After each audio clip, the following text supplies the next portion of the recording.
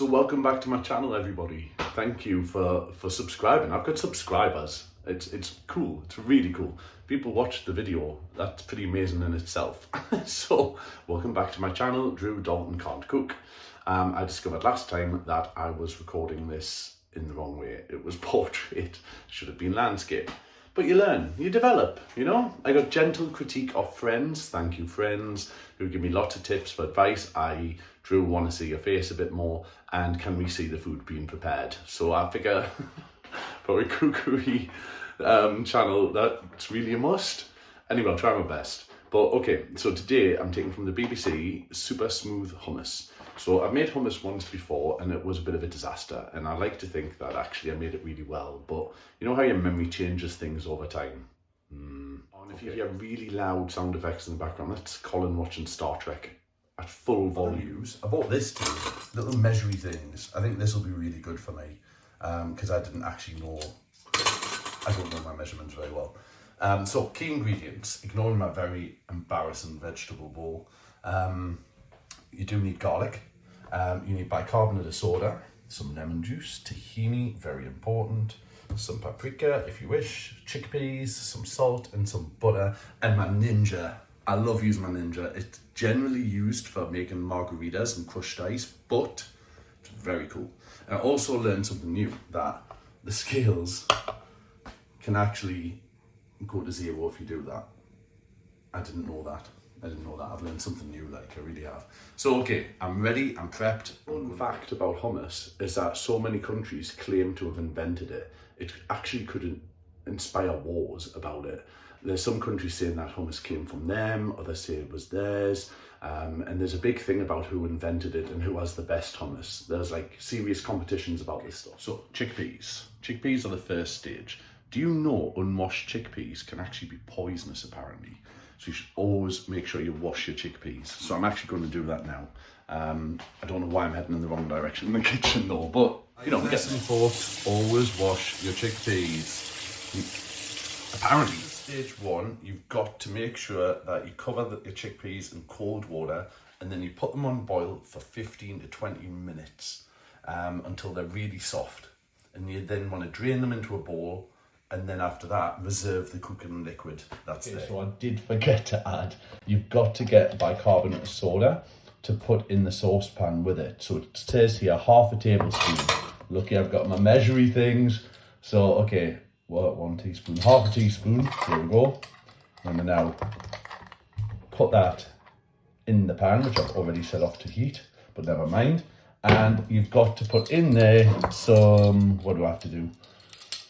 Garlic. 2 garlic cloves, finely sliced. That goes in with the chickpeas. We'll do that. Pretty little thing as well to put the hummus in. Isn't that mint? So whilst there's bubbles for 15-20 minutes with the garlic and the bicarbonate of soda, chop up 3 cloves of garlic. Now it says thinly sliced. I can't cut. I really can't. I'm really bad at it. I can't do the thin slices, so that'll do for me, I reckon. Every day is a school day because I've just discovered that tahini is actually simply roast pulped sesame seeds. That's all it is. How cool is that? New fact every day. He's sat in the garden and I can hear him listening to Star Trek. It's got so loud. After my little break, while they boil away, I think cooking with wine is the best way to do it. Kind of Floyd style. Without the alcohol is a very, very genuine question here. I was talking earlier about poisoned chickpeas. If this isn't cooked right, will I die? We'll find out. Okay, we'll see. If I turn up for another episode, I'll see you then. Soft. I haven't died so far, in good news. So you've got to then drain them after the bowl underneath. And it says, actually keep hold of the cooking juice. It comes in useful apparently. So I'm actually going to see what that does. So they, I think, are soft. There's the juice underneath. Right, next stage. I put them in my Ninja and drained them, obviously. And I've got to put 2 tablespoons of lemon juice in there. Which one's a tablespoon? Oh, it's just confusing, isn't it? Right, okay, these. Here we go. Right, that's 1 in. It's like when I make margaritas. I'll have to do a video about that water. That'll be cool. Right, lemon juice has gone in. Now what I'm supposed to do is blend it on a high speed, and then what you do is you slowly drizzle in the tahini. So I'm going to mush these first, and then we'll see. It's forming.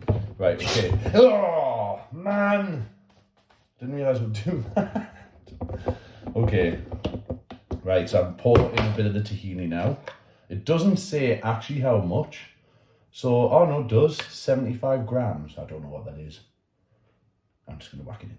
That should be fine. That looks like it could be 75. And then you've got to keep blending it again. So this is smooth. Oh, I'm covered with chickpeas, man. Right, anyway, here we go. What do I do with the cooking liquid? I've got to say the word liquid.